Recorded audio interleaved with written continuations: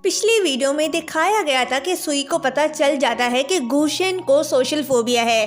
अगर आपने वो वीडियो नहीं देखी तो लिंक डिस्क्रिप्शन में मौजूद है। इस वीडियो में दिखाया जाता है कि सुई गुशेन से कहती है कि यही वो रीजन था जिस वजह से तुम मेरे साथ घर जाने के लिए तैयार नहीं थे। गुशेन हाँ कहता है तो सुई इमोशनल होकर उसे देख रही होती है। दोनों रोमांटिक हो रहे होते हैं तो जी चौहान कहता है ओए ओए ओए मैं इधर ही बैठा हूँ। गुशेन इशारे से कहता है तो जाओ ना, किसने कहा है यहाँ रुकने को। जी चौहान कहता है कि मेरा इकलौता बेस्ट फ्रेंड अब मेरा नहीं रहा।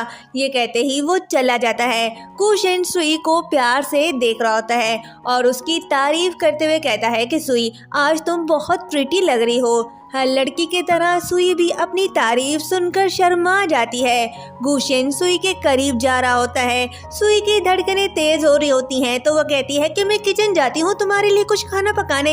ये बहाना बनाकर वो वहाँ से भाग जाती है। जी चौहान जी के पास जाता है क्योंकि उसे पता चल चुका है कि उसके डिजाइन जी ने नहीं चुराए। तो वो उससे पूछता है कि जब तुमने डिजाइन चुराए नहीं तो तुमने कहा क्यों कि तुमने चुराए।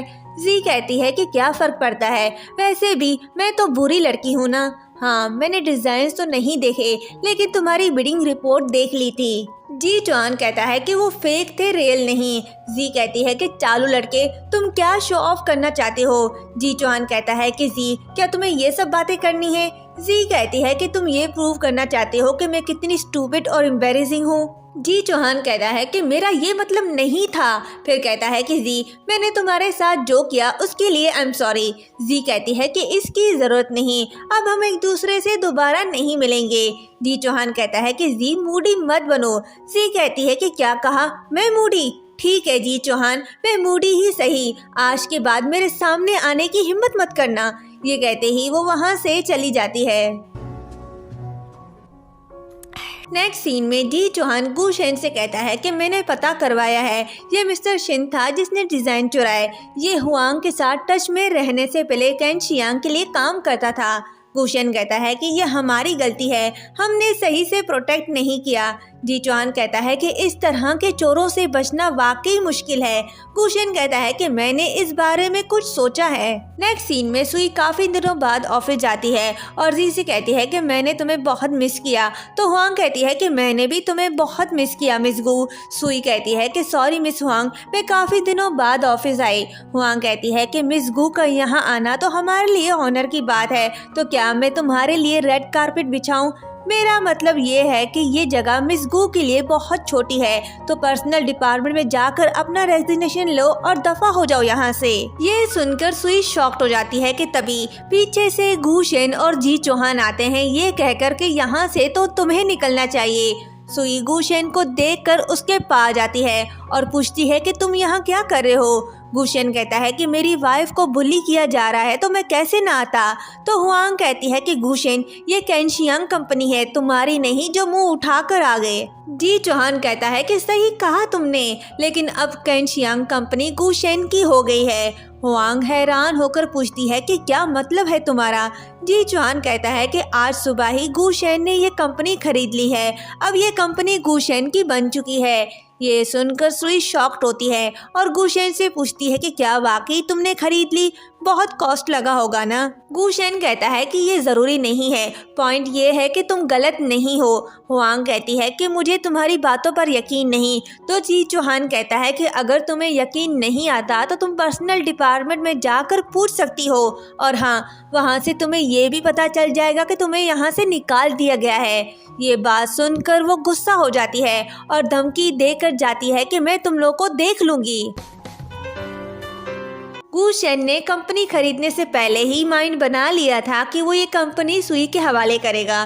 तो वो उससे कहता है कि आज से इस कंपनी की इंचार्ज तुम हो। सुई कहती है कि ये बहुत बड़ी कंपनी है, मैं ये कैसे मैनेज कर सकती हूँ।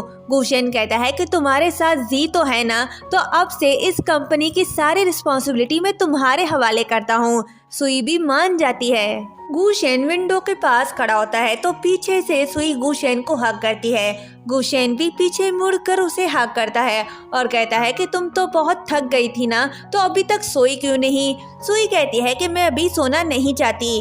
गुशेन कहता है कि अगर तुम अभी सोई नहीं तो मैं तुम्हें सोने नहीं दूंगा। ये कहते ही दोनों एक दूसरे को प्यार से देख रहे होते हैं।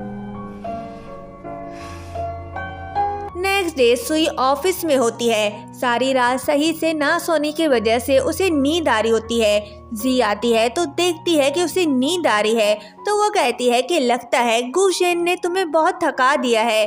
सुई कहती है कि जी तुम इतनी घटिया कैसे सोच सकती हो।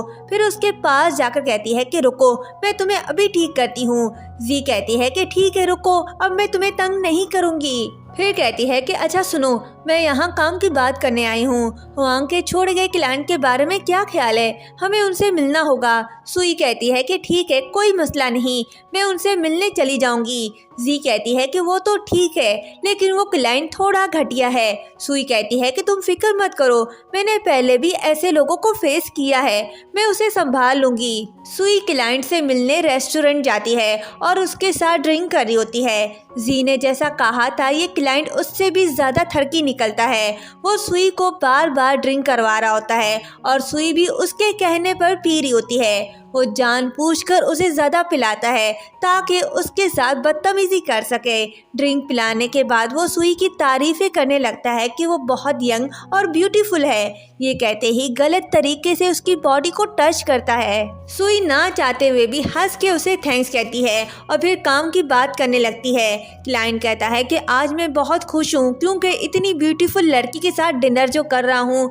ये कहते ही वो फिर से उसे गलत तरीके से टच करने लगता है।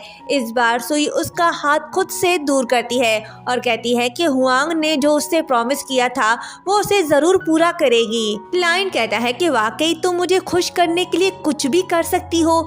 ये कहते ही वो अपने असली औकात पे आ जाता है और सुई के साथ बदतमीजी करने लगता है। सुई उसे खुद से दूर करने लगती है और यहीं पर ये पार्ट एंड होता है।